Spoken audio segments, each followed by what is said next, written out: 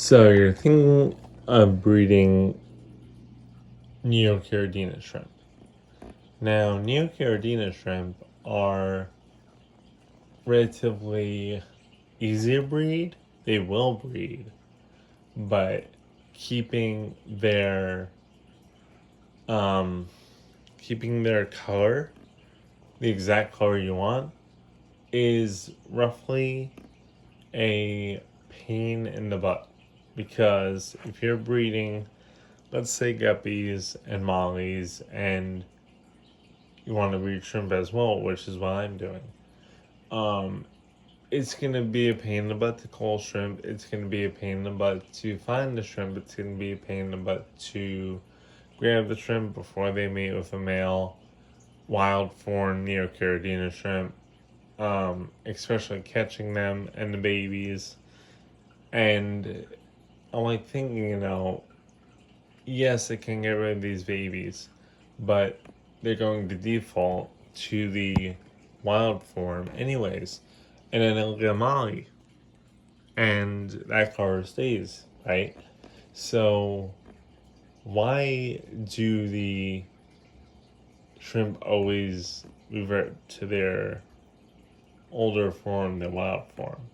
Well, it's not common for them. These shrimp are a prey item for almost every living species on this earth. Now, if you switch it to a, like now if you take that, sorry about that. If you take this species and put in a tank and environment and let it live, I mean, what's your gravel type, guys? Come on, what's your gravel type? What's your, what are you expecting to get out of these shrimp? They're red, they're blue, they're yellow, they're green, they're pinkish, kind of. Well, not pinkish, but they're red. You get what I mean. They're black, So we're bringing all these colors, but we're not.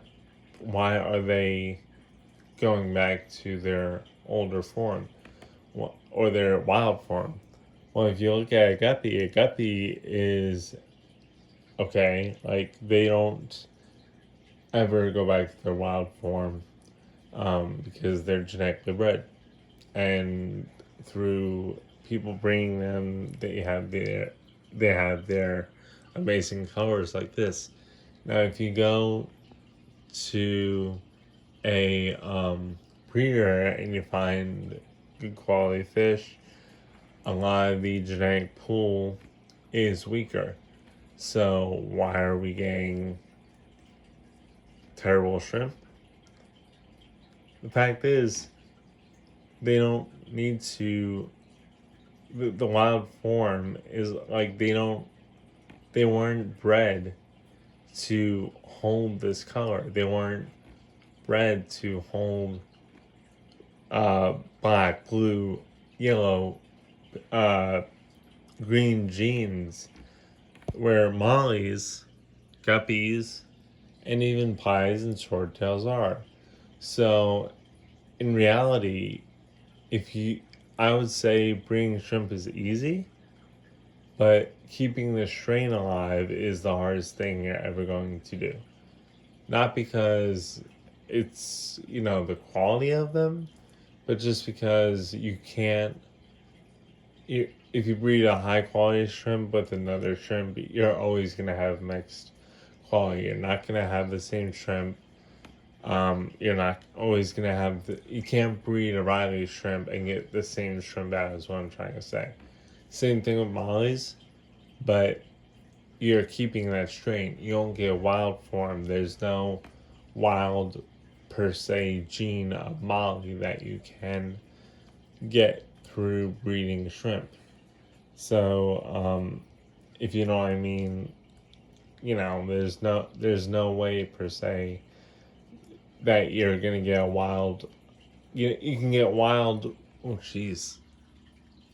You can get wild uh, uh, fins and wild genetics that way, but you can't get a wild color through breeding mollies, whereas shrimp you can because it's not natural for them to hold a cherry color or a black color or a blue color or a yellow color as well. And we have white amanos now. They're gonna default to their normal color eventually, like this. If I could find him, there he is. So they can default to their normal color because it's not, they're not used to, they're not bred for that, or they're not, supposed to have that color in their genetics. Now, is it a good thing to have those colors?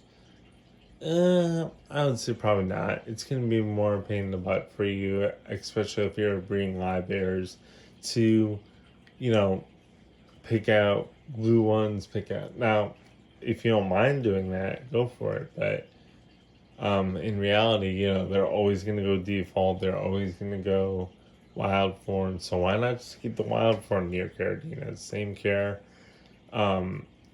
as the colored forms, but they're going to survive more. They're going to be able to hide more because it's natural for them. All the plants in here are natural. The rocks are natural. The gravel's natural. The only thing that's not natural is the color, and that's why the fish see them more with certain colors and are able to go after them more.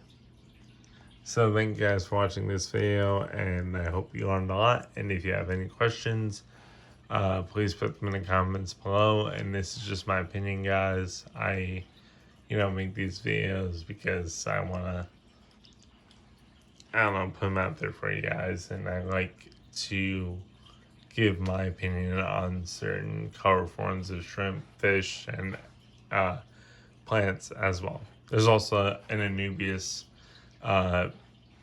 genetic leaf and family difference coming out as well. So stay tuned for that, and I'll see you in the next video.